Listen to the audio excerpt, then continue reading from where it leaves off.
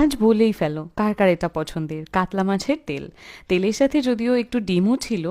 প্রত্যেকবার কাতলা মাছের তেল আনলেই আলু বেগুন দিয়ে ভাজা হয়, ভাবলাম আজকে একটু মুচমুচে করে বড়া বানানো যাক। প্রথমেই নিয়েছি 2 কাপ বেসন, নিয়েছি সুজি, চালের গুঁড়ো থাকলে খুব ভালো হতো, সাথে দিয়েছি একটু কালো জিরে, 1 চামচ আদা রসুন বাটা, একটু কুচনো রসুন, কুচনো কাঁচা লঙ্কা, পেঁয়াজ, একটু নুন, হলুদ, কাশ্মীরি লঙ্কার গুঁড়ো, জিরের গুঁড়ো। এবার অল্প অল্প জল দিয়ে ভালো করে এটাকে আগে মেখে নেব। আর আমি তেলগুলোকে একটু কাঁচি দিয়ে ছোট ছোট করে কেটে নিয়েছিলাম যাতে মুখে পড়ে বড়াগুলোতে।